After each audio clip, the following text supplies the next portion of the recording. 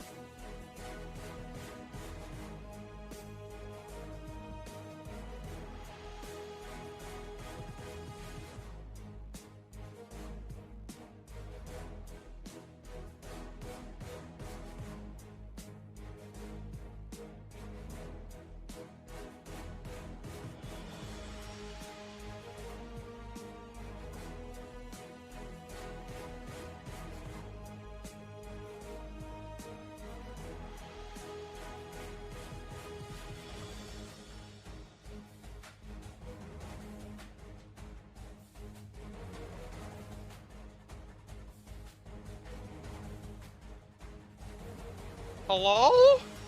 Hello? Hi, It's going.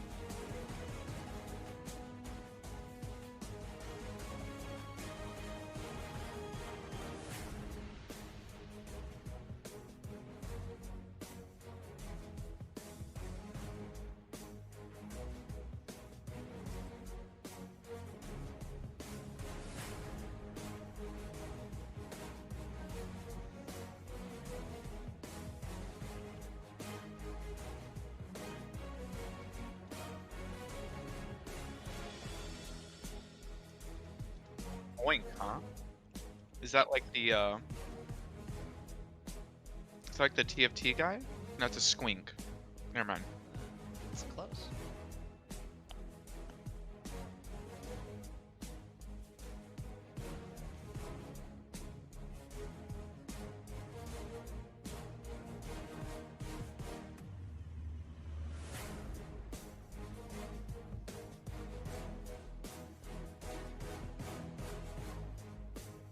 It was kind of funny.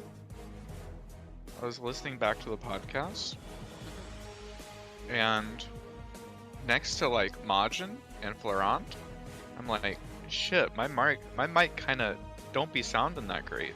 Yeah. So now I'm self-conscious about my mic. Uh, yeah, luckily, like everyone I cast with has the same mic, almost, so. I think it's funny how like prevalent the it's like the HyperX Cloud HyperX 2. Cloud 2 headset mic.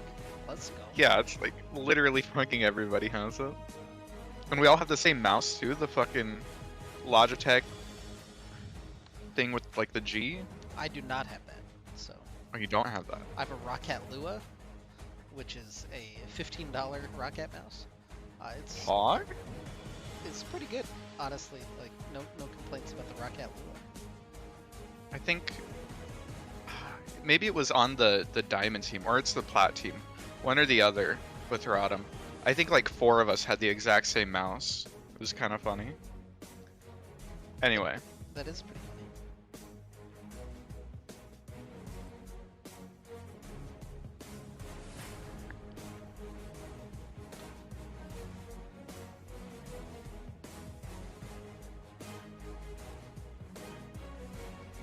interesting.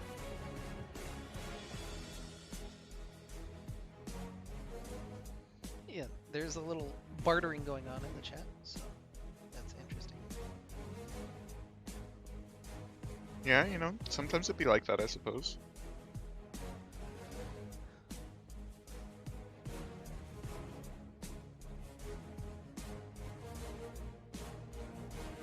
So, one thing I was thinking about, right? Maybe this is too heavy to start off with. Yeah. You know the Alec Baldwin thing? Yeah. Since it was like, on the set of a movie, and they're obviously filming for a movie, there's like footage of it happening, and I wonder what happens with that footage. Like, do they keep it? Do they like edit it and like send it to a court? Like, is it gonna go to court? Is it gonna be relevant? I mean, were they It's just- necessarily rolling at the time? Like, I there's a think chance there just isn't so. footage. But I would assume that they were, because I thought that they were like doing a scene, but I haven't like been on a film set before. I don't know if they do like dry runs, like walkthroughs. I don't know. But yeah, that's what I was thinking about earlier. yeah, that's some thoughts that you were having for sure. Okay, well, never mind. No, I don't have anything No. particularly to add. And they're drafting, so how convenient that I don't have to come up with a thing. Welcome, ladies and gentlemen. It's UAL It's playoff it. time. It's the round of 16. I'm Maris. My co-caster is Aikedo. Unfortunately, I don't know where I was going with that. Never mind. Sorry. Freaking Not unfortunate. But Yeah. this draft, do be start. True. They- That was like a segue, and then we would like start talking about the yeah. picks. So already Nami, Galio, and Yumi and Amumu are banned. A lot of big AoE team fighting champs, and Lee Sin is not one of those, but that's also gone. Yeah, it seems like a lot of focus here on the support role. With Nami, with Yumi, Mumu as well. Definitely both teams sort of deciding that they want to take down the options available. But it's our weekly mini game. How many champions are you leaving up for Tendies? And so far, 0 bans for Tendies. Okay, well, No, we jinxed it. One ban for Tendies. But that does mean the Menace herself did get let through and is going to be instantly first picked. Once again, just a champion that we've seen kind of tear the Rift up for the past few weeks. So, pretty strong pickup here for ROTM already. Yeah, the MF first pick, very popular and for a reason. It's super strong. She's got a bunch of different builds she can do. It's probably feels pretty good to lock in for ROTM blue one, and will be countered by the Jinx for Northeastern. Yeah, so already, both teams seemingly, with these 80 carry picks, these are more of like team fighting 80 carries. It's not like they selected Vayne or anything. So, already a little bit of, a sneak preview of what we might be expecting here. Jinx and if the Lulu gets locked in, that feels like they're definitely indexing on the 5v5. We are going to, run a very standard composition and try and keep the Jinx alive and let her carry, the classic front to back. And it really feels like a Northeastern showed their hand early with this. Yeah, and it's kind of interesting. So Lulu does well into dive champions, and right now Rodham gonna pick a dive champion. You go for the Camille, you grab the Blitzcrank as well. So that's a little bit of a different thought, right? You're trying to separate the Jinx from the Lulu, and can be very effective if you can hit the hooks. Yeah, definitely the case. And, Camille definitely will not have a good time diving directly onto Jinx if Lulu's right there beside her. So, with these picks, with Misfortune, with Blitzcrank, perhaps looking more for like a pick comp here from ROTM, trying to, not opt into just a straight up 5v5 front to back where they likely will be, a little bit, they'll have a little bit of trouble trying to actually kill the Jinx. And the Poppy lock-in is going to be pretty annoying for Camille to have to deal with. Obviously, the um, Vanguard presence, the W, makes it difficult for Camille to, really get in or get out. Yeah, the Vanguard, what'd you call it? Vanguard presence? I don't know, it's something like that, right? Strong presence, stand big. Stand bigly Uh-huh. for the Poppy definitely will make it a little more difficult. And it's already a lot of forms of like disengage and ways to protect your AD carries. So draft shaping up nicely for Northeastern University, and Auction, Fizz, and Lila going to be taken away. Yeah, Lilia do be getting the ban hammer. Steadfast presence is what it's called, which I think is basically the same as stand bigly. It's in the same vein, I think.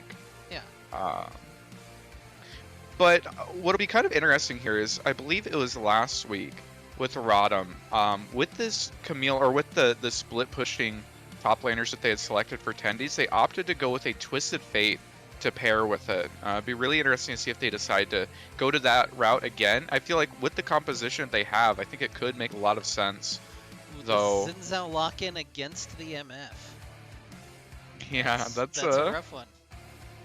We'll see how that goes. For those who don't know the lore, there was a RTM game where they had locked in the Xin Zhao, and unfortunately in a couple of team fights, the ultimate did not stop misfortune damage. Now, I've had a patch since then, so it's super anymore, but something to keep an eye out for. I was gonna ask, is that available? Well, could we potentially see Vex today? I don't think. Well, I don't know, but I don't think so. I don't feel like it should be available, but maybe it is. I'm looking through like announcements, and literally no one has mentioned anything about it. That means everyone must be on the same page, which means we're just left out in the dark. But Lux actually going to be the lock-in here, which, screw my thoughts about Twisted Fate. We don't need that. We're down to just play Lux, look for some picks, look for some long-range burst damage, which could be pretty good at trying to snipe out a Jinx, but, I don't know how strong it is against stuff like Xin Zhao. So, you have LeBlanc. this... Isn't that a self-counter? I mean, I don't think it's the best against Lux, but I think if you get ahead, it doesn't matter because you're LeBlanc.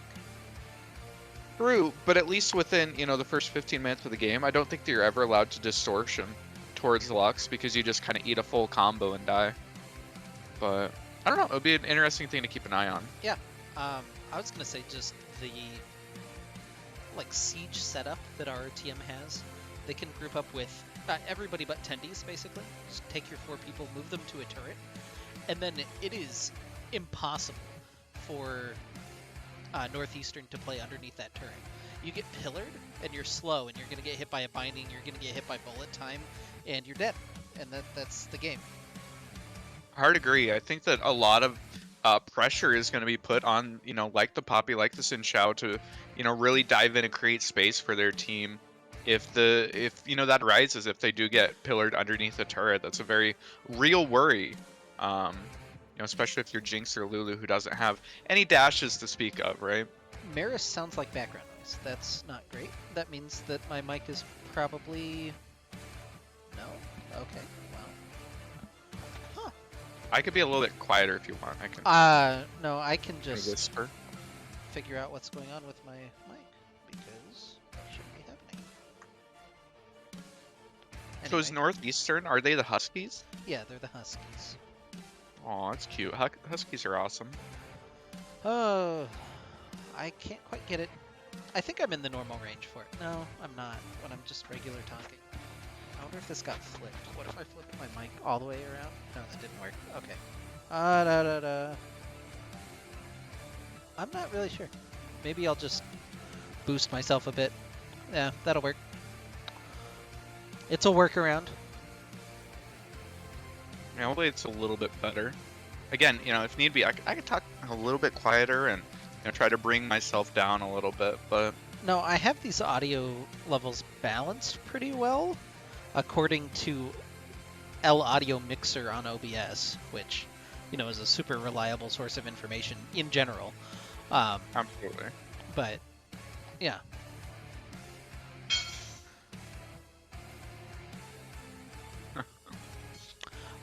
Anyway, we're going through draft number 2 here for game 1. It's only a best of 3, so we don't quite have the marathons that we've been on the past couple of casts. Yeah. Boy, no, I don't have to be completely dead at work on a Friday because I cast all night on Thursday. It was an experience, Yeah? Yeah. How late were you up for that one? So screamed at the computer for 4 hours 45 by the time we turned it off, and then went to bed at like 11:45, almost midnight. So, like, it wasn't the lack Gotcha. of sleep; it was the exertion into lack of sleep, and felt like hell. It was great. Yeah, not the most conducive to a good night's rest. Anyway, if you're a caster out there and you're doing best of 5s, just take care of yourself better. Drink a lot of water, and maybe have downtime planned after you're done with the best of 5, because going straight into work, not ideal. I think I boosted myself almost a little too much. I'm gonna knock it back just a bit. I mess with these sliders every once in a while, and it doesn't feel like it does a whole lot, but it makes me feel better that I did it. So Hopefully it helps out. I know that, I don't know, fixing audio issues is so difficult. there's not a good tool for it, is I think the biggest issue. There's no sound balancing, there's no I have a single slider for me and a single slider for desktop audio, which includes you and the music and the game sound. Yeah. I can jank with Discord a little to balance you maybe, but then you're loud for me. I don't know. Sound is dumb. Yeah, it's difficult, I think. I think it's really difficult. But anyway, our team's getting set here now, a 3-minute spectator delay. RTM, the number 1 seed from the Ocean Division, and Northeastern, the number 4 seed from the Mountain, I believe. RTM with a single match loss. The only 4-1 team in their division. Everybody else finished 3-2. So they had a fun tiebreaker, it looked like, which luckily we didn't have to be part of as we cast our mind back to last week. Northeastern finished 2-3, but they had just a normal group where they had 6 teams in it, and every team finished at each individual ranking. So no drama there, I suppose, with tiebreakers at the last moment. Yep, every team beat the teams below them on the standings and lost to the teams above them in the standings. That's the most normal way that a group can go. That would make the pick'ems a lot easier for that, right? Yeah. Speaking of the pick'ems, didn't you, in the ROTM pick'ems, aren't you in first place right now? I am currently tied with my wife for first. And you are 1 point off. And Tiger, who's here in the chat, is 3 points back, so. What can we get an insight into what you have chosen for the next round? So I have not yet filled them in because I didn't know they were available.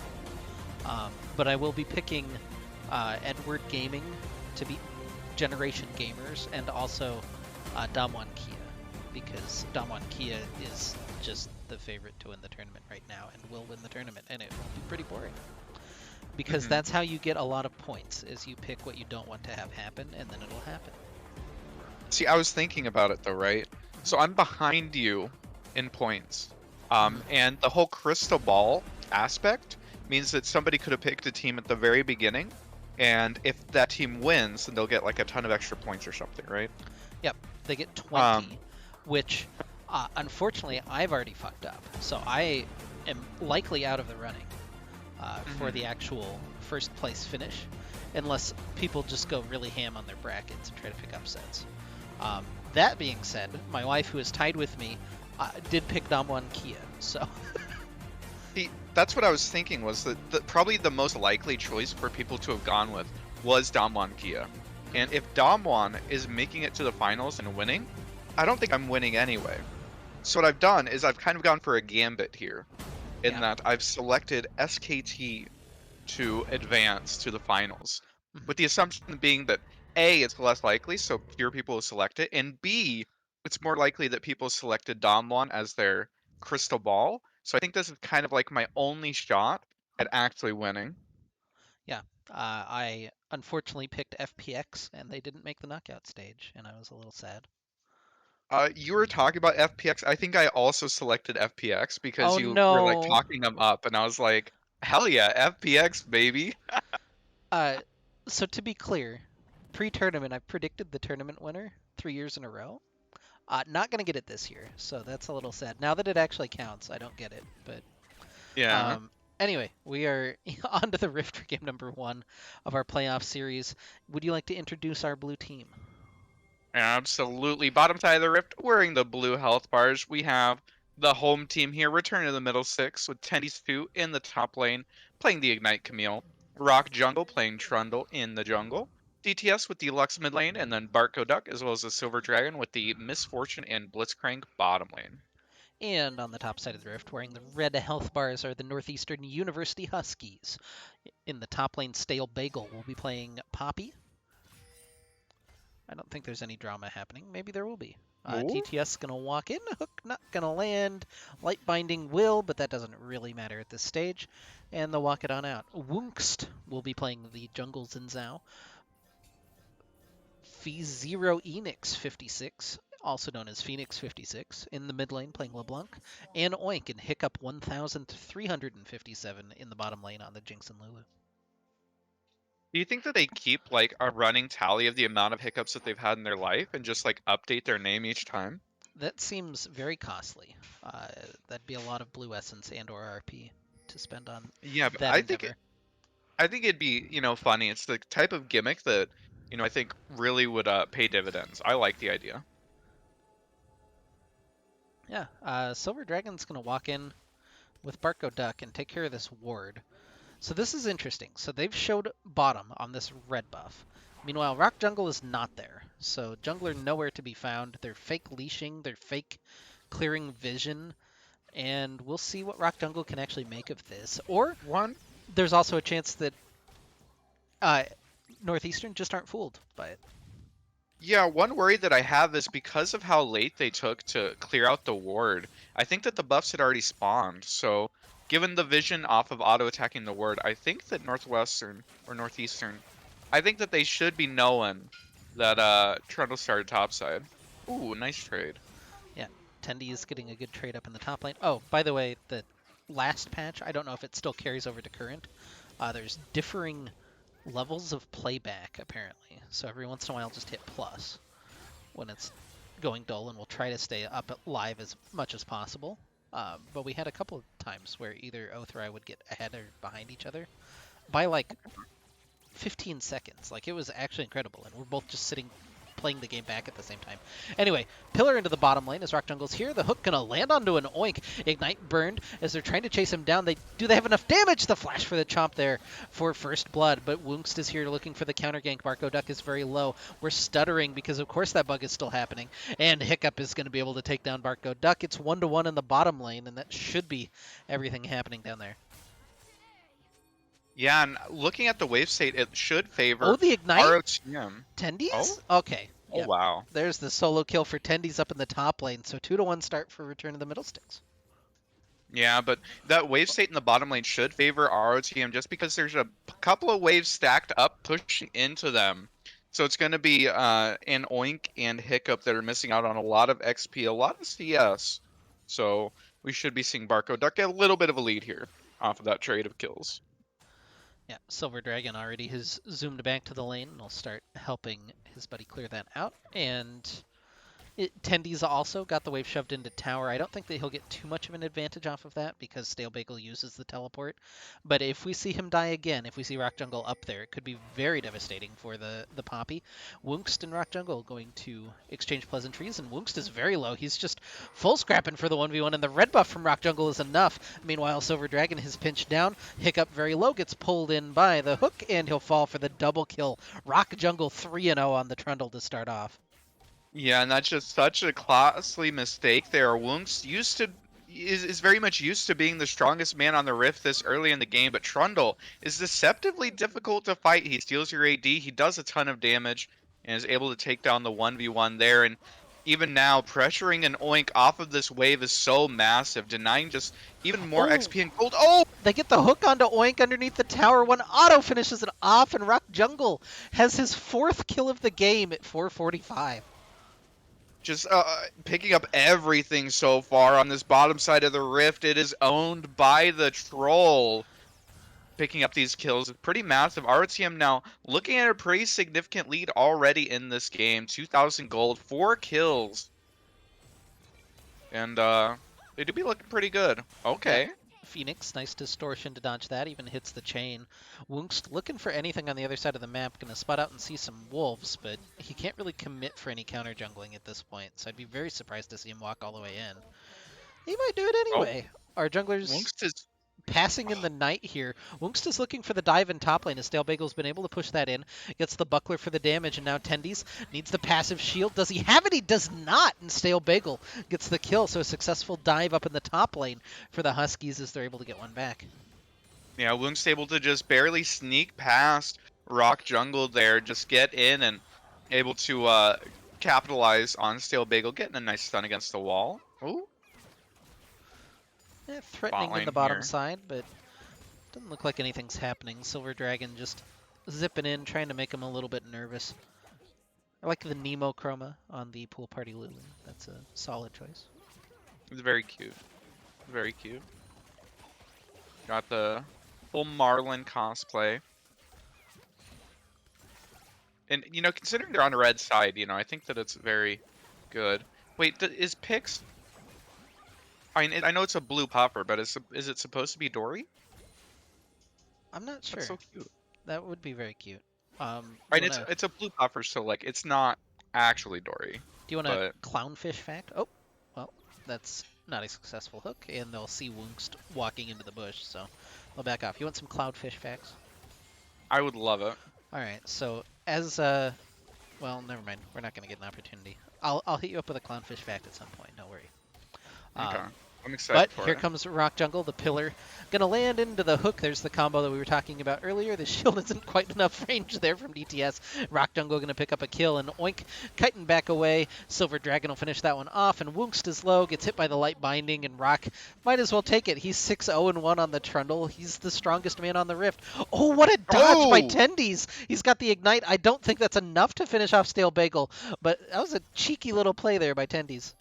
Yeah, didn't even commit the ultimate. Hextech Ultimatum is still available here. Might be able to look for it. Ooh. Steadfast Presence going to be just enough to keep Stale Bagel out of the range. I'm pretty sure it's uninterruptible. I think that you can just dive straight on with the R. It is, but she gets extra MS during her. So she was running away. Okay.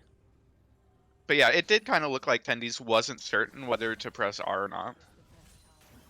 Yeah, I wasn't sure if he was just trying to wait for the W to be done. Anyway, Woongst is here in the top lane. Now he has to commit, and he just destroys Stale Bagel underneath the tower. He's got the hookshot out, and Woongst is not going to be able to chase. So a solo kill for Tendy's in the 1v2 up in the top lane, and ROTM's up 9-2. So it was a really... Oh, go ahead. No, go ahead. I was just going to say it was a really cute angle that Stale Bagel took to get the stun against the wall, but just not enough. Tendy's is level 8, and you know, top laner's level 6, jungler's level 5. It was very difficult for them to actually be able to take that. Oh? Oh, well, there's nowhere to run for Oink. He's still got Flash available. I guess just holding on to that one. Barko Duck finally gets his first kill of the game. You know, that feels good, getting a kill on the AD carry. Nah, no. I think that our troll needs another kill. He needs to go back and spend his money. He's very rich right now. He's got enough to finish off his Divine Sender and get a couple of extra goodies for his bag. All right, tell me about Clownfish. Okay, so in the movie Finding Nemo, right? They lose uh, Nemo's mother, Marlin's Uh-huh. wife, right?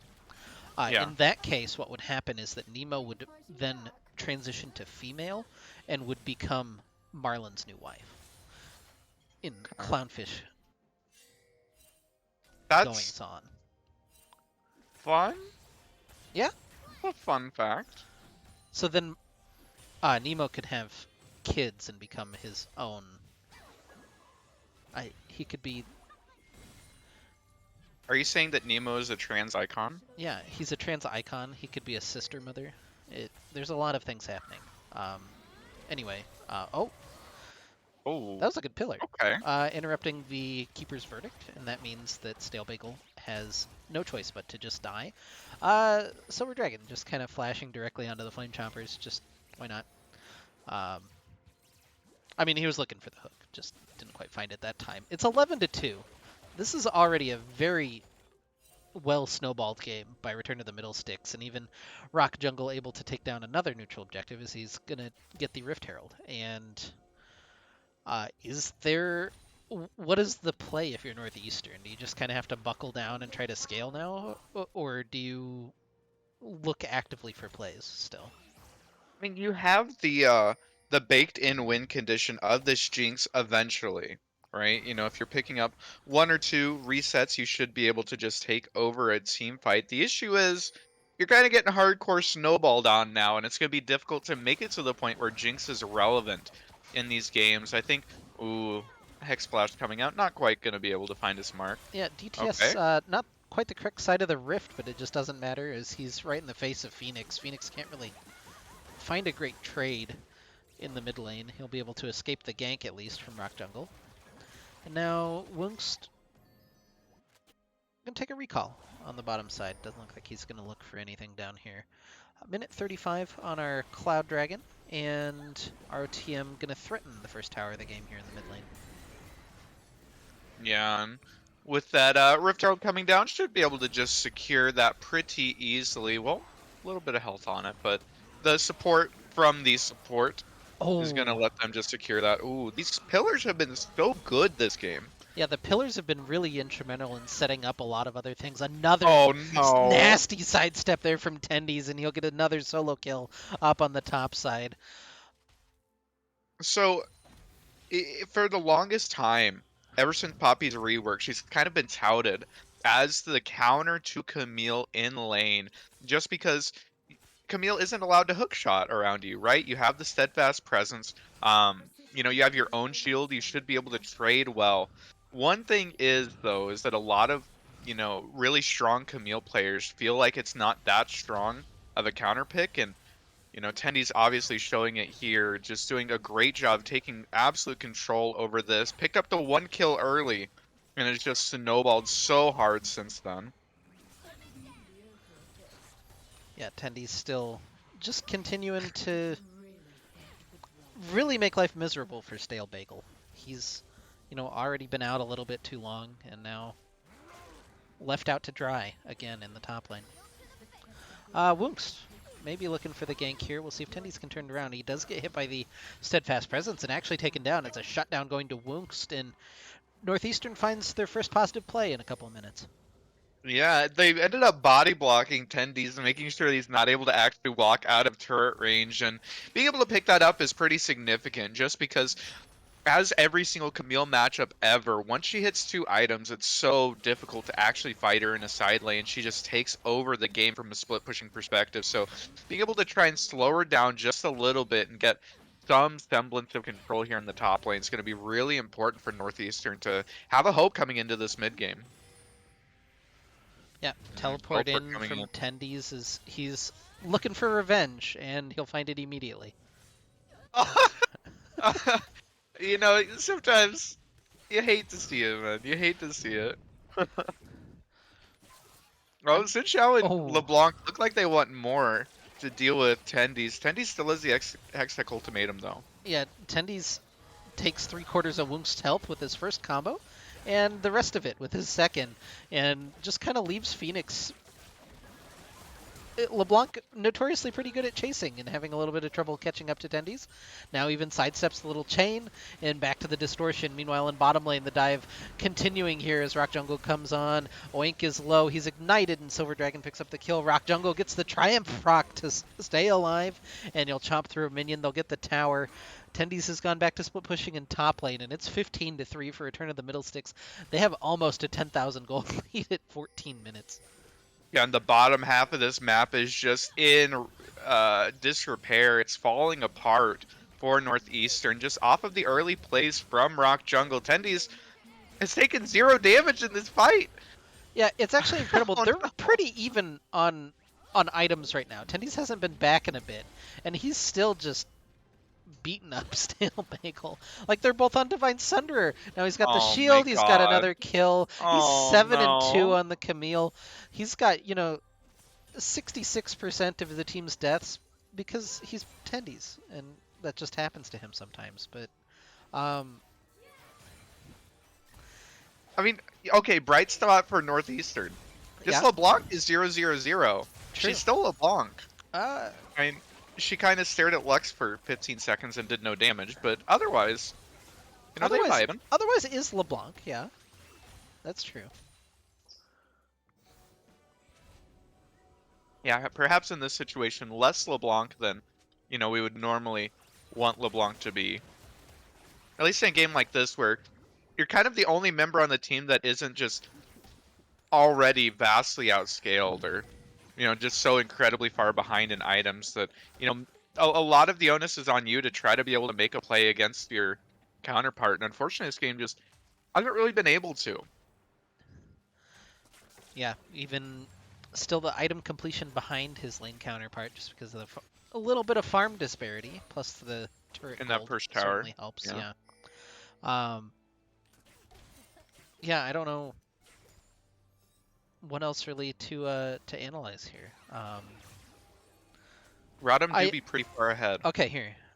So prior to the game, spotted Tendies playing Legends of Runeterra, right?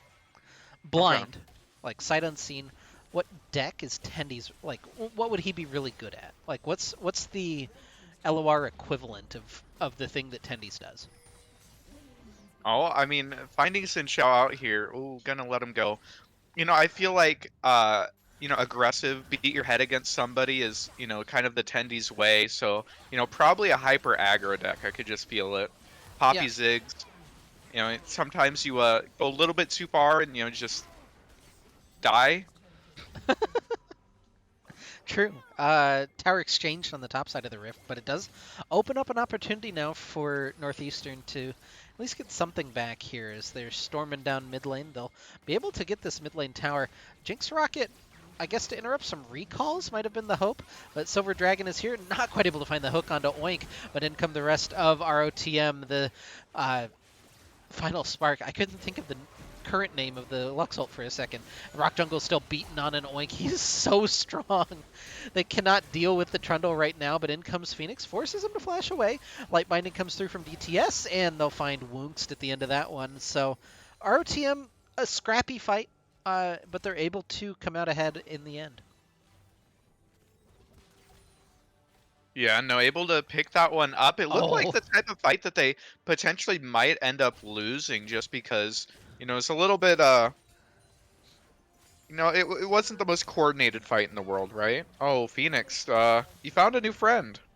Yep, and Tendies will lock him in, wait for that clone to become visible, and there it is. So another kill for Tendies. It's 20-4. It's the reverse. Unfortunate. Yeah, It's almost the funny weed They number. picked the wrong side. True. Yeah, disappointed. But no, RTM should be able to set up around this dragon. As it turns out, pretty far ahead. When you're this far ahead, you're in fact allowed to set up around the objectives and pick them up for free. It's going to be really difficult for Northeastern to kind of find a way back into this game. Oh, Barco Duck. Oh my god. What is he doing? Assassin Misfortune. He almost was able to finish off the Lulu, but not quite enough damage there. Stale Bagel doing his best, but he gets hooked back in by Silver Dragon and finished off underneath the turret. And RTM might have to retreat from this. They're 3 against Yeah, potentially 5. I guess potentially 4. They they're can picking probably up the honestly take dragon, it, so but they're getting the dragon. Yeah. yeah, not too worried about it. But I think that Barco Duck saw Lulu clearing the ward and thought she was alone, so ends up, popping the Ghost Blade, running over, trying to protect the vision that her support had worked so hard to put down. And unfortunately, there was a jungler there waiting in the bushes, so yeah. Yeah, unfortunate there. But um it's hard to see much of a comeback happening this game. Uh It's definitely an uphill battle at this point, right? You're very, very far behind. You still have the dream of a Jinx team fight where she picks up a reset, picks up a kill or two, and then suddenly can 1v9 this game. Well, 2v8, yeah, you have Lulu with you. true. Um Tendies is gonna find Phoenix. That's a super annoying interaction, but it works out, and Tendies gets another solo kill down on the bottom side, and actually no one is back to answer for Northeastern. They are committed to this top lane play, and I don't know if our team is completely aware of it, because I think Tendies would just be beating down towers right now, or potentially could teleport in and just end the game, but Oink gets caught, but they're going to get the knock-up Silver Dragon taken pretty low. The Jinx Rocket not quite enough, but Stale Bagel in trouble, has to flash back to the bush, and everybody lives. Why not? Yeah, it looked like our team might be able to get the collapse there and pick up a couple of kills, but some low health bar is going to be just, you know, limping away here. The Nalus Flunkin not quite able to find its mark, but one thing about the side lane, we had seen Tendies just take down LeBlanc is with the Hextech ultimatum, if you pop it early, then LeBlanc can't escape with her passive and actually is a pretty good counter. But our team taking the one team fight, whether they got a numbers advantage or not, and just starting up the Baron here. Yeah, and Wunks has exactly 0 places to go and be finished off.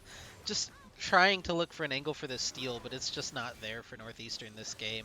And Baron will be secured at 20 minutes and 52 seconds by Return to the Middlesticks.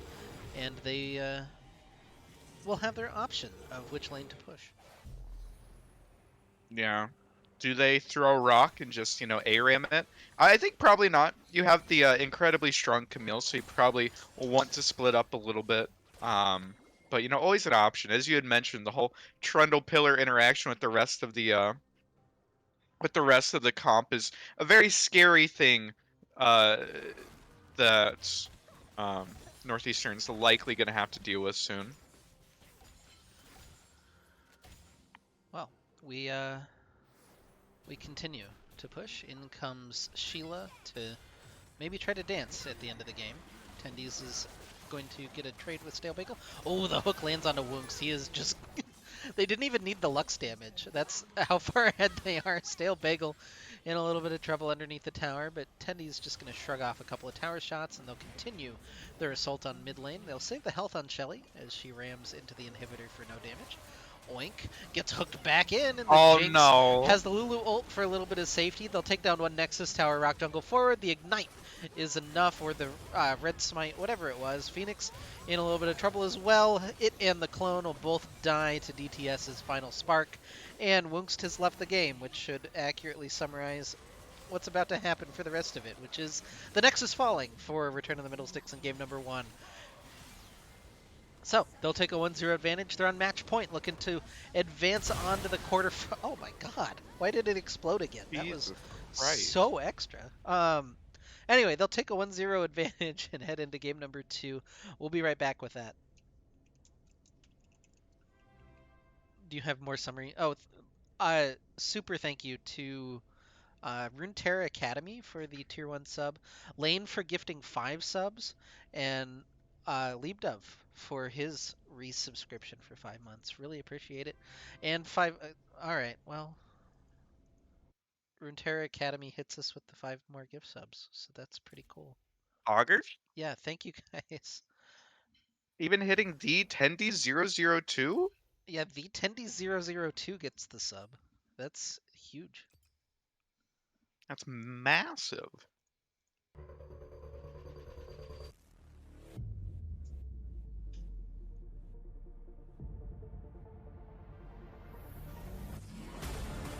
Always attendees though.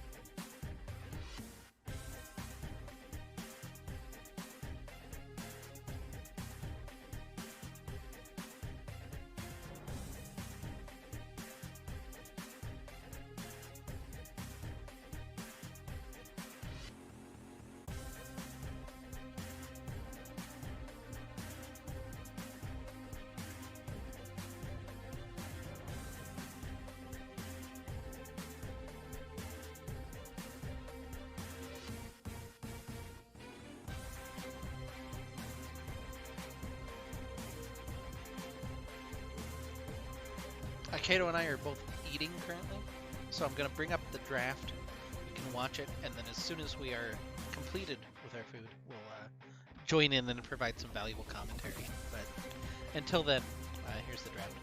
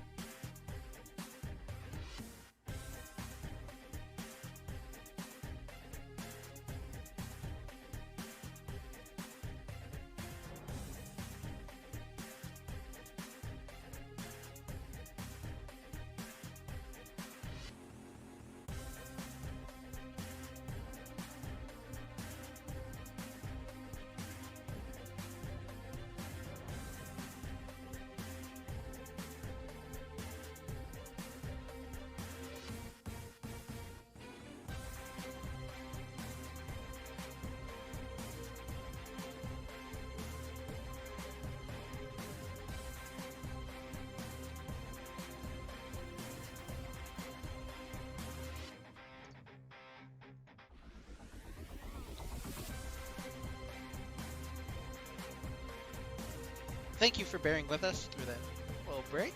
I appreciate it. My wife made steak and potatoes, so it was excellent. Um, but yeah, we're back with game number 2. Return of the Middlesticks on the red side, Northeastern on the blue side.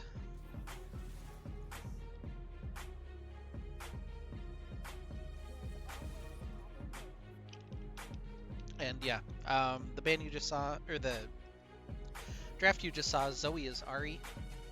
But other than that, everything went as scheduled.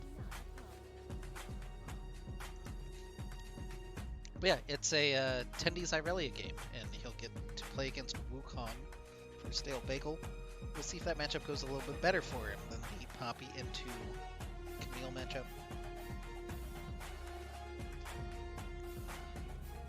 But yeah, it seems like it's going to be difficult for Northeastern to play this overall draft. RTM got a lot of comfort picks. They got a lot of pick tools, which is something that they've shown a lot of adaptability on and a lot of good plays. And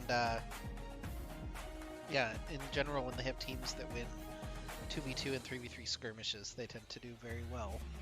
And they have a lot of that this game, as it turns out. Northeastern, though? They have Jin Soraka, so that's pretty neat. Those are champions that pair pretty well together.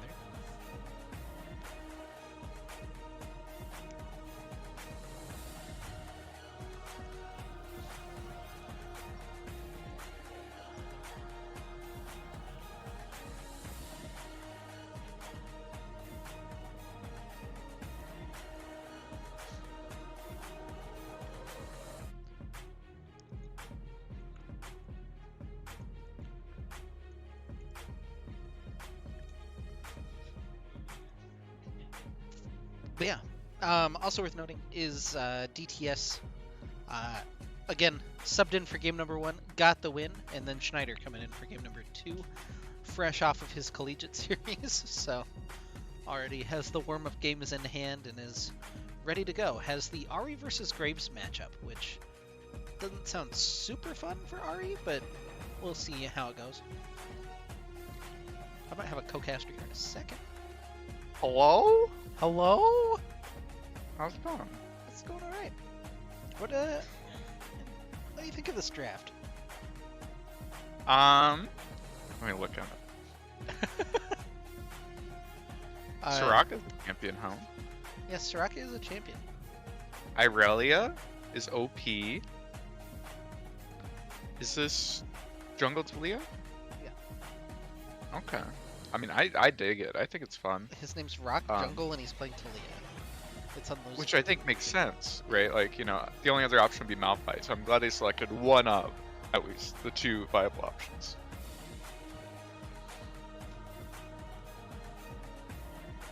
Yeah. You should be able to spectate here in 6 seconds. So that's nice. You got that going for you. Yeah. I'm excited for it, actually. Yeah, should be able to now, hopefully, off of me or off of one of the others if you have them added. I don't want to presume who you have added or unfriended. Well, for some reason, I can't do it off of you. Okay. Trying to do it off of attendees. It's lit up, it has the option, but when I click it, nothing happens. Neat. Well, worst comes to worst, I can always Discord screen share. Which wouldn't be I'm gonna be honest, my computer's acting a little bit weird. Maybe I need to restart it real quick. Maybe. I'll be right back. Okay? Okay. Just a second or two, or 30. Can't believe he'd leave me like this. You always knew it'd be this way. Oh shit. A voice from the beyond. Alright, I'll be right back.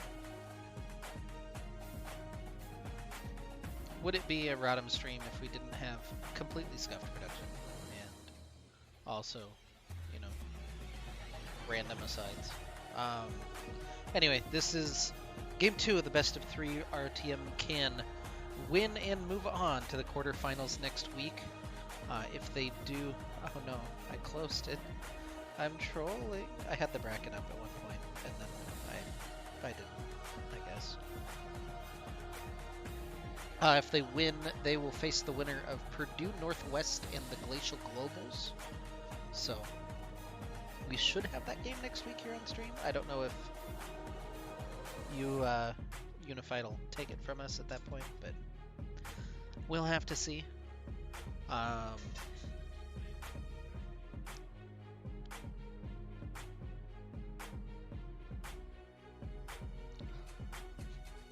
Yeah. Other than that, we chillin' as we head into game number 2. Game number 1 very dominant for Return of the Middlesticks. Like there was no tension. It was over by like 4 or 5 minutes into the game, and then just beautifully snowballed. Only a couple of kills going the way of Northeastern, but we'll see if they can find their way back. They have the Wukong for the initiation. They have a lot of disengage from the Gragas and the Soraka. Some kind of nonsense healing as well.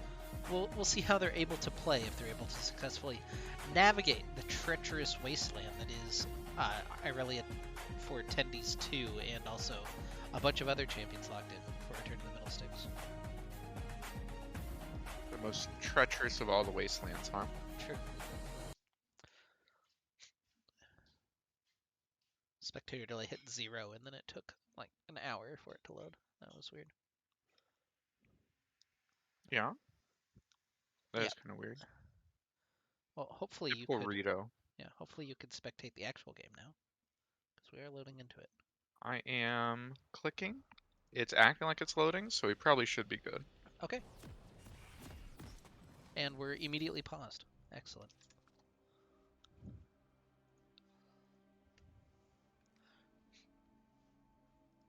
Great. Pog? You know, we had a bathroom break going in. We got, what happened here? Sup die.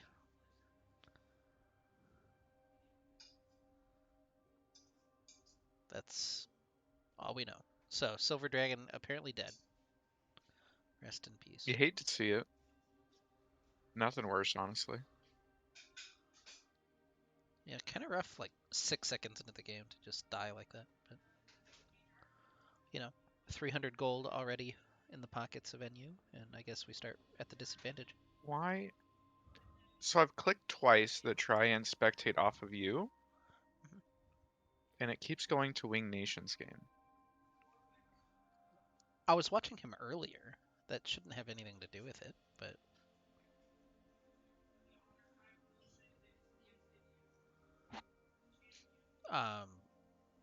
Does it work off of chicken tenders too?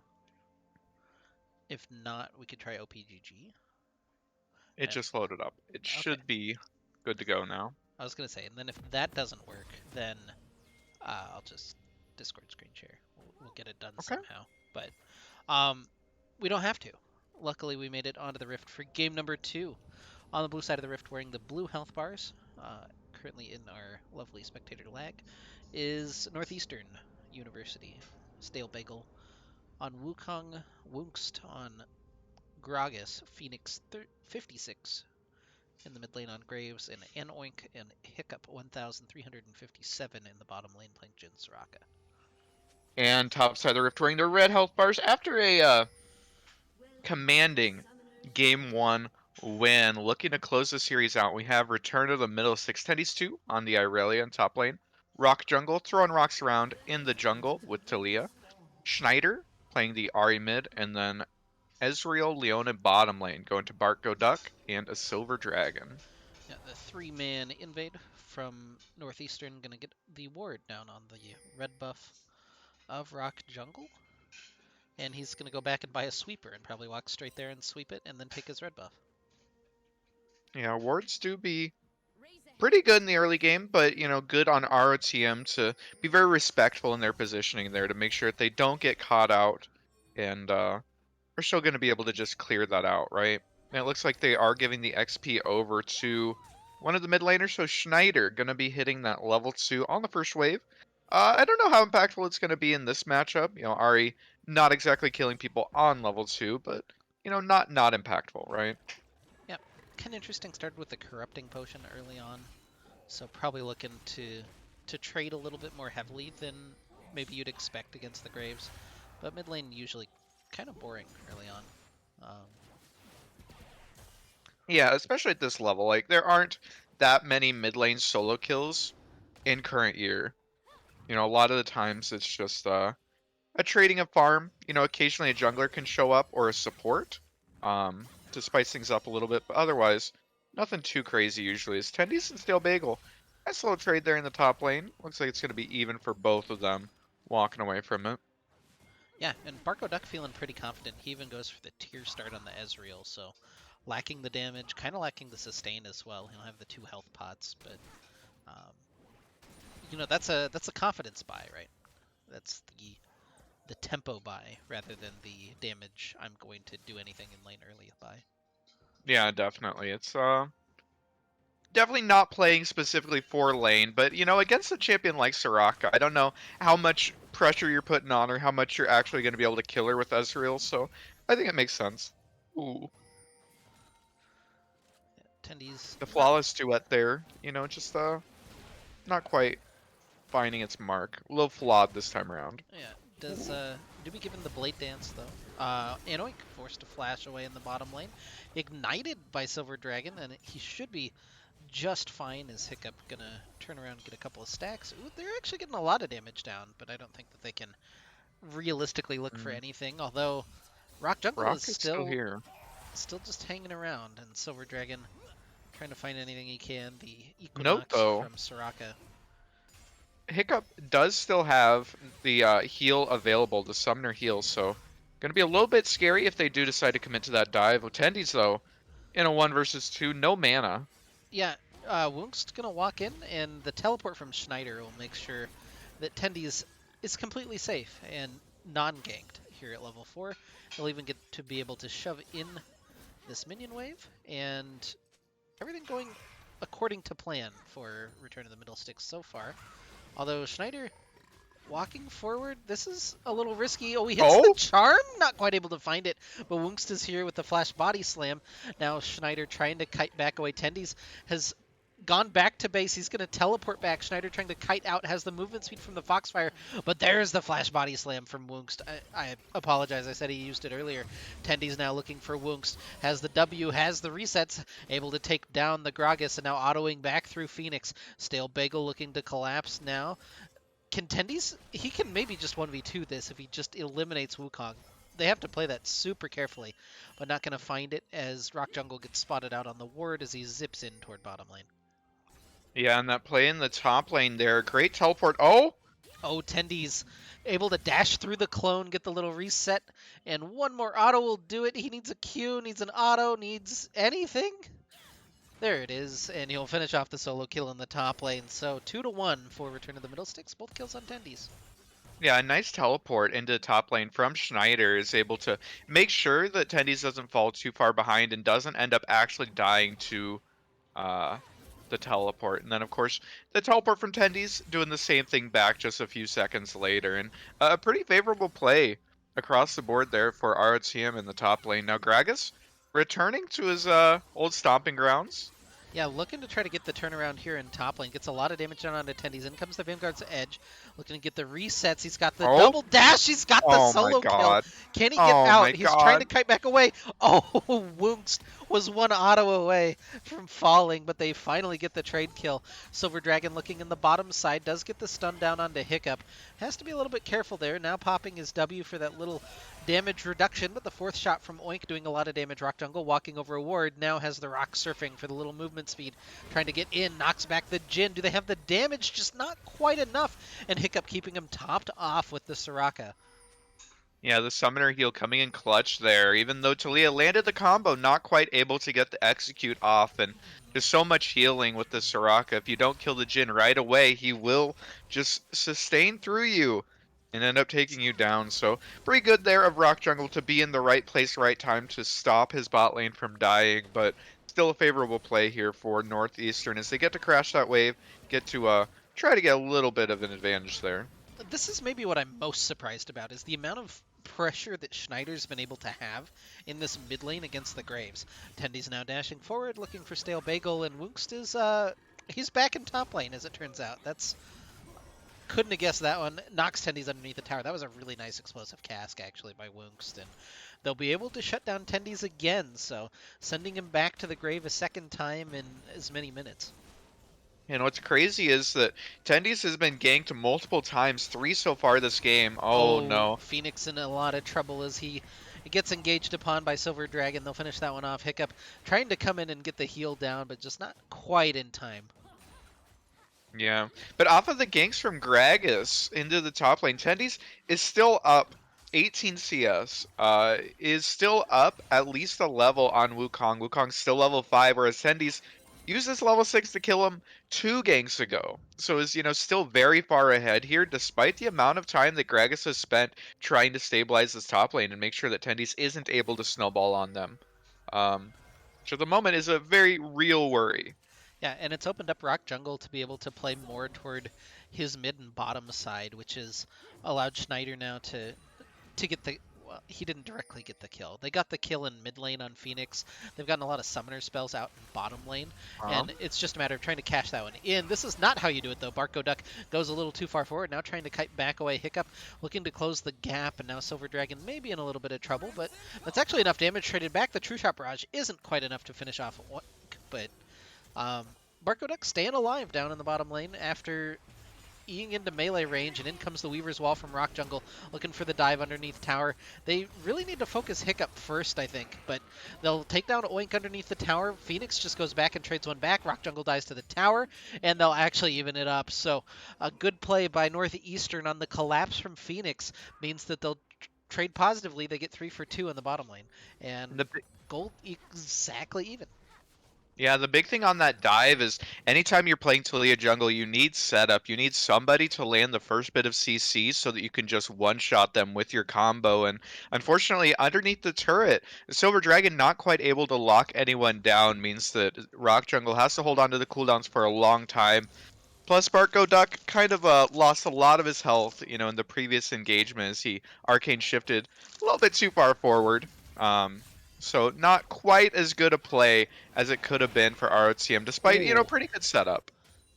A lot of damage coming out of Schneider in the mid lane, though. Oink takes about 3/4 of his health, and now Tendy's maybe in a little bit of trouble, but has the Vanguard's Edge available, dashes into the Wukong, who has to invest the Cyclone. Phoenix is maybe caught here on the bottom side, and there's the shutdown going to the Taliyah. Tendy's gets blown away from Silver Dragon as they're still looking to turn. Hiccup is here in their back pocket, and the dash flash out from Tendy's. Silver Dragon trying to tank up everything, but he'll eventually fall. Tendy's walks back in, but Hiccup is just keeping everybody topped off and alive on the Soraka. That's been a pretty valuable pick so far. And Tendy's even sticking around, greeting a little bit for the... Oh my god, that was so much damage from Woongst. And really well played there by Northeastern. The Soraka silences have been really on point. Earlier in lane doing a good job of zoning off the Ezreal from being able to follow up. This time around, stopping Tendies from being able to hide underneath the turret and sort of giving a free body slam to the Gragas. Wish used to save Oink underneath the tower in the mid lane. He opens up with the ult, but not quite able to find Schneider as he's got to dodge out a couple of kill shots. The True Shot Barrage just sailing a little bit past, and now going to walk into Rock Jungle, who will finish him off there. Silver Dragon still looking for a little bit more, ignites Woongst, but just not quite enough damage coming out of Schneider as he's got to back away. Yeah, and every single one of these fights, it feels like, has been turned in favor of Northeastern by the Soraka. We saw it there from across the map, using the Wish to be able to save her AD carry. And this Soraka pick has been very clutch so far, very impactful, and it is sort of what's keeping Northeastern in this game. Now 8-8 on the kills, up only 500 gold is Northeastern, but pretty far cry from where we were at this point in the last game, right? They're doing much better this time around. Yeah, this point last game we were already fishing for clownfish facts and stuff like that. Oink gonna walk in and find Silver Dragon in the bush. Barco Duck over the wall, and unfortunately finishes off with the Leona W, but they'll get the kill in the bottom lane. They'll get to push on in. Yeah, no, gonna be able to pick that one up pretty well. You know, if you're in a very lonely AD carry, no support around, if Leona finds you, you're probably going to die. And we saw it there. ROTM getting a pretty massive lead in this bottom lane now. The Soraka has been instrumental in getting leads across the map, but right now it's Oink who's paying the price for it. Down 41 CS here in this bottom lane is just not having a good time at all. 2 levels behind his counterpart. Yeah, your big bright spots. The jungle exactly even right now. Like 1 CS separating them right now is very funny. Um, well, Tendy's looking for the trade up in the top lane. Stale Bagel getting aggressive, has the Cyclone. That's actually enough damage to almost finish him off. Schneider walking in, not quite able to find the charm. Gets a little damage through onto Phoenix, but takes a bunch in return. Woongst is here to turn that one around. The explosive cask isn't quite enough, but Phoenix finishes off Silver Dragon and forces Rock Jungle to flash over the wall. Tendy's still sticking around looking for Stale Bagel. Will he hit the flawless duet? How's he going to lead this one off? We'll never find out. It's a mystery Oh, because Talia here in ult. the bottom lane comes the Weaver's Wall. Oink separated again, and he'll be taken down again for the 4th time this game. Tendy's just dashing through minions, gets the resets, gets the solo kill for the shutdown. And I wanted to point out here, for Stale Bagel has done a really good job of every time that flawless duet is coming out, using the clone to avoid the actual mark. Has done a really good job of keeping him in these trades, but you know, in the extended fight, Tendy's able to come out on top. And Schneider looking for Hiccup here, but got to be a little bit careful. That Gragas waiting in the wings is very strong. 4-1 and 3 has the finished Ludens. We've seen it multiple times now. He will just pop people.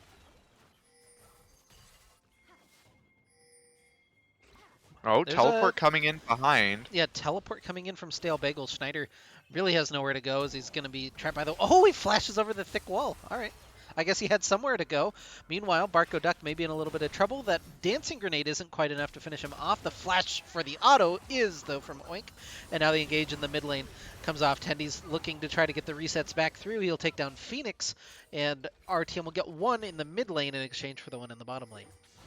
And despite the massive lead that Barco Duck had over this Jhin, unfortunately, with the Ezreal, if you're not landing your skill shots, you do essentially 0 damage. And underneath the turret, weaving in and out of the minions, and Oink did a great job of just playing around that and able to come out on top in a very unfavored fight, but going to be able to pick that one up, pick up, you know, a little bit of gold in his pocket to try and even up what was otherwise just a doomed position here.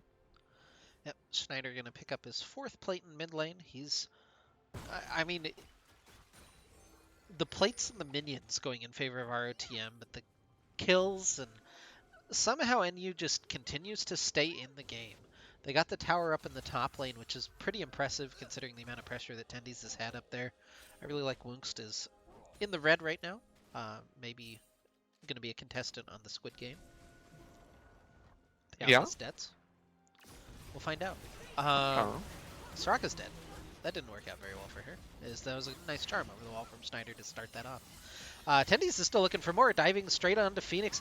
Doesn't have the Soraka in the back pocket, but Woongst with the Predator is enough of a warning to make sure that they all have to separate. That was a huge explosive cast, at least in terms of damage. It's not quite able to finish anyone off, but it is going to force Tendy's back to base as the dragon spawns. So dragon number 2 started up by RTM and finished off by RTM.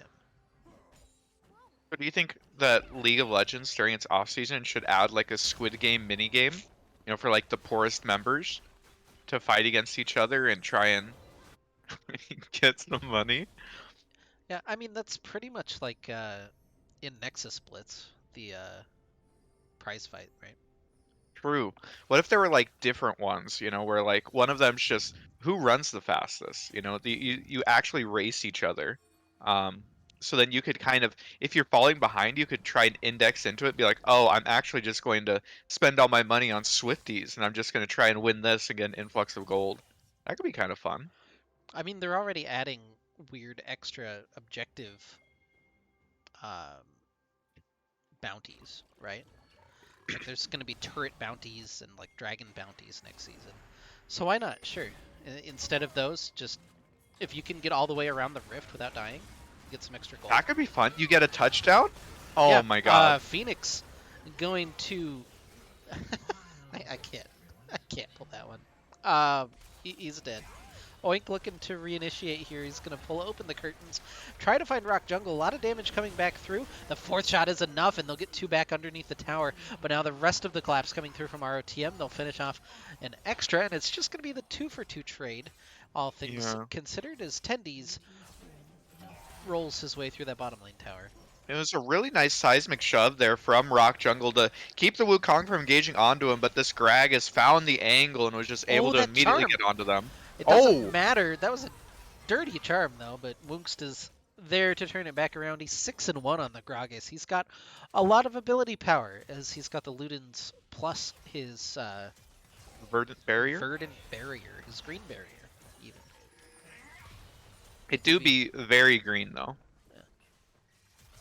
That could be, you know, if you're looking for color names, Verdant would be a good team name. Yeah. Yeah. You think color names are like the pinnacle of League of Legends? I'm just saying if you were looking, I think that, you know, they could be cool. Okay. For like, you know, a cool distinction. Sure. So with the preseason changes coming up, maybe next season will be the one that I can't cast because like I'd have to actually play the game and, you know, find out what the changes are about. I don't know that that's necessarily true. Like, I don't think anything wildly changes. There's 2 new dragons, right? Those are kind of big, and then like, the objective bounties, which I just mentioned, and I don't know how that's gonna like look, but I think it'll be. I'm assuming it'll be pretty obvious. Like, I think that there'll be like a tower highlighted on the map, and it's like, oh, this is the turret objective bounty. Okay. Okay. So like, I think you could slide right in. I'm trying to think of another game that has like objectives like that to try and force people into fighting. Yeah. It's like a PUBG thing, kind of. I mean, it's like literally Heroes of the Storm, the game. But HOTS isn't a real game, let's be honest. true. HOTS wasn't real when, you know, it was new. Tendies is here in the bottom lane looking for Phoenix, not quite able to find him with a flawless duet. Now able to take down all the minion Woonks, just trading back so much damage, and the W keeping him topped off, but now Rock Jungle looking for the... Oh, well, never mind. He just kind of killed It's a himself. dead monkey. Yeah. Yeah. I don't think you can say that, but maybe you can. What, a dead monkey? He's a monkey. He is a monkey. That's fair. It's weird. I don't know why it feels much more personal now that they're killing an animal rather than a person. Oh yeah. Okay. Okay. I feel you. I feel you. Yeah. Oink. All right. Well, there's mechanical skill checks happening all over the map, and most of the time they're going in favor of RTM, but every once in a while they don't, and sometimes it's pretty spectacular. Tendies, meanwhile, skill checking Phoenix, but Hiccup is here to rotate through. Tendies looking for the 1v3, hits the Vanguard's edge, finishes off 1, looking for Hiccup, but not quite able to get enough resets, and Irelia bullshit to finish that one off. So, RTM... How insane was it? He had grievous wounds there. And it just didn't matter. That Graves lived forever between the shield bow, between the Soraka, is able to keep him alive literally forever. Yeah, that was insane. Forever until he died. But there's a lot of grievous wounds actually on Return of the Middlesticks right now. You have the Chempunk Chainsword finished up for Barco Duck, in addition to the Oblivion Orb and the Executioner's Calling that's already finished up. Wookst very low over the wall, and the last Mystic Shot from Ezreal will finish that one off. Dragon goes to Rock Jungle, and the extra prize is a Soraka at the end of that one. So nice. I was going to say fried goat, but it wasn't like... I just need to commit sometimes, you know. Yeah. Anyway, they're going to drop Sheila in mid, and then head toward the Baron. Mr. Nasher chilling in his pit will be disturbed again right after he wakes up at 20 minutes. Yeah, he doesn't even get a chance to, you know, meet his new housemates, you know, get comfortable. Kill Bagel, well yeah, dead. the big outplay. Tendies walked up and auto-ed him to death, so you hate to see it. Baron gonna go to Return to the Middlesticks, and all of a sudden they've I don't want to say they've blown the game wide open, but they've staked themselves out to an advantage, and it feels like they're significantly far ahead in the game. The way that they've been able to position on the map, the amount of fights that they've been willing to take, they feel like they're 8 to 9,000 gold ahead. They're really only about 5, so it's still very doable for Northeastern if they get the right fights. This might not be Oh one of them. no. Phoenix though gets topped off. Hiccup is just healing everything. The Soraka is so insane. Marco Duck now looking for the assassination. Snyder can't quite back over the wall. Phoenix is into like his 4th or 5th health bar at this point during this single fight. Wunk's taken pretty low, but Marco Duck can't quite finish him off. And ROTM going to have to back off. They're wasting their Baron buff, though. That is a thing that's happening, is nothing Yeah, with the Baron. they looked for the pick afterwards. So unfortunately, just so much healing coming out of the Soraka means that they won't actually be able to take the Graves down. And losing a member means that you probably lose your entire Baron buff. Not really going to get much of a chance to push with it, but it's some money in their pockets, right? Yeah. Plus, Soul Point here in 3 minutes. That's probably the big objective that we'll have to see these teams actually 5v5 for. We haven't really seen like a pitched team fight at any point this game. We've seen a couple 4v4s. I think that's about as close as we've got.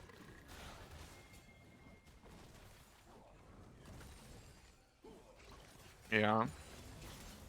Yep, no, that is definitely the case. We'll see if the teams end up lining up for the next objective, which should be that dragon here in about 2.5 minutes, or just somewhere around a tower, or, given these teams, maybe they fight over some wards. Particularly nice patch of brush. I really like a lot of the people in this game have gone for like Christmas themed wards already. We're getting into the holiday spirit. There's Do you like that? I think themed wards are nice. Okay. I think I that feel it'd be that. nicer if it were Halloween wards at this point, but I appreciate everyone committing to the bit. So I was gonna say though, it's October the 26th, which is not very close to Christmas. We still have 2 big holidays before then, so it feels like a little bit early to commit. And Would you as we see a call little bit early on the commit of the Spirit Rush there, would you call Halloween a big holiday? I'd say it's one of the big holidays. Absolutely, I don't even get it's the like day off. top 8 holidays. Well, I mean, yeah, it's not like that type of holiday, but it's like I think it's like top 8 holidays, isn't it? Top 8? Yeah. All right. What's the best holiday then? So like the top 8 are probably like Christmas, No, Thanksgiving. No, what's your favorite holiday? I'm genuinely curious. Actual favorite? I don't Yeah, know, they're- Stale Bagel is whatever. initiating. Not quite able to find that engage. We'll come back to this. Don't worry. Tendy's into the backline with that Vanguard's Edge, looking just to finish off. And Oink, not quite able to get the reset though. Oh Now my getting God. the E back through. They're going to be able to finish off Phoenix. It's a double kill for Tendy's. He didn't quite get Oh enough my healing, as it God. turns out. And Hiccup is caught separated from the rest of his squad. Won't get the healing back through. Silver Dragon just barely lives. It's an ace for Return of the Middlesticks. Yeah, and on the 4 versus 0, we'll see how much our team's able to pick up here. At least 2 inhibitors.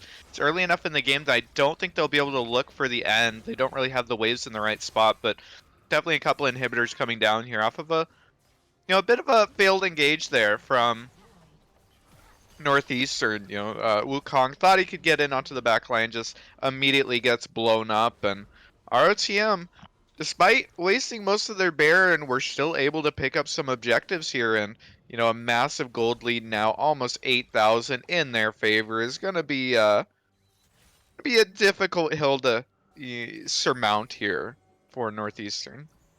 All right, so what's your favorite holiday then? You I don't know. You big Valentine's Day guy? I'm gonna be honest with you. Not often have I celebrated Valentine's Day. Martin Luther King Jr. Day? That's a big one. That is a pretty big one. I don't know. I don't really get too crazy about holidays. See, I'm looking forward to the next major holiday. It's November 6th. It's LOL World Finals Day and Arcane Release Day. It's pretty high. Hog? Yeah. Yeah. Was that your number 1? Probably this year, yeah.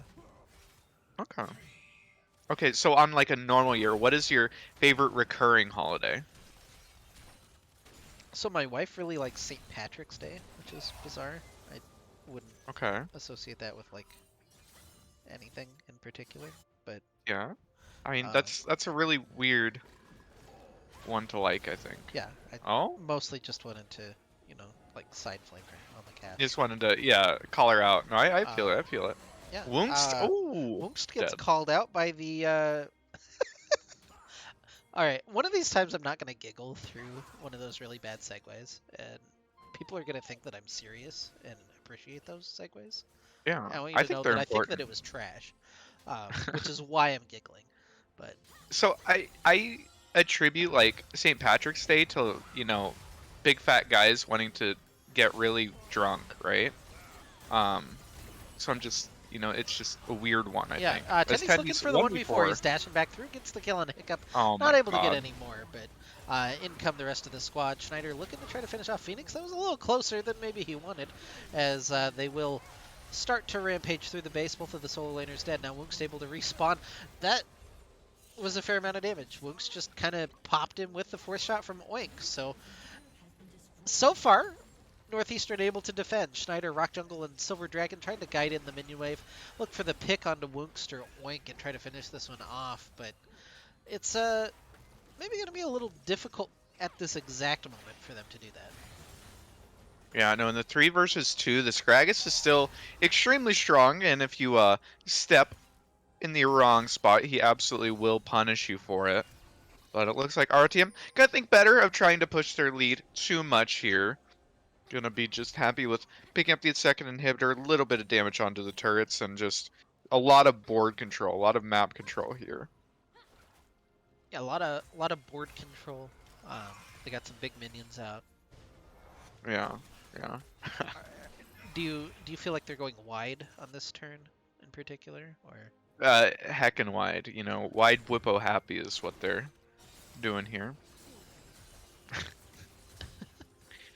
Sorry, card game terminology. I got a little caught up.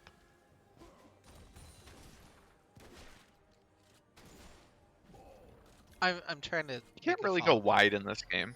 I mean, with how fed Would a Tendies is, it feels like they, more went tall. It's kind of like all in done.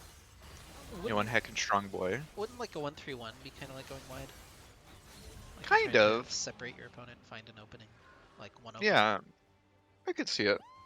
Why isn't there like a 1-1-1-1-1? I mean, you could just invade through the jungles, but I just don't think that there's much of an objective there for you to do that. Yeah. I know, the idea being you're hovering between each lane and you're, as wide as possible. That could be like a strat. Yeah. Um, Just like the strat that's to get this turret for free. The classic Talia ultimate, just zoning off the opponent, means RTM picks up the triple inhibitor for free. No qualms here from Northeastern. They're just sort of watching it happen. It's so difficult. They need to find their angle, some sort of an engage here from Gragas maybe, to be able to actually win a team fight.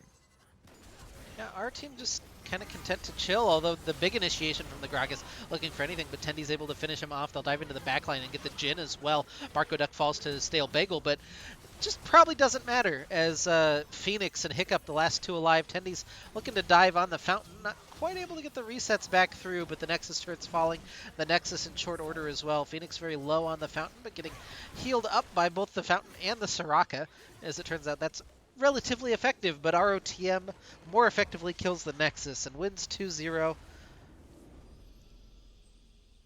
Game one was a Yeah. huge stomp. This one a little bit closer, but still felt very in control from Return to the Middlesticks.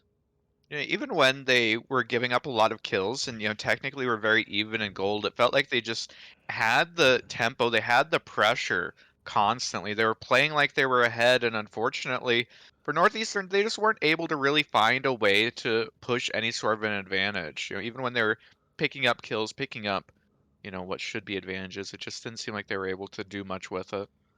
Yeah. So, um, that's it for the night.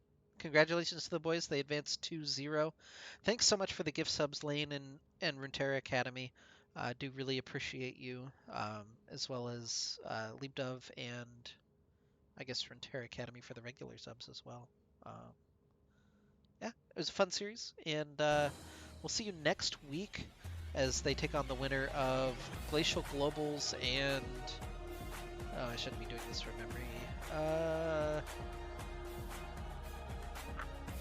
Purdue Northwest. I got it. I don't know why there's a lot of Purdue's, but this one is the Northwestern. Nice.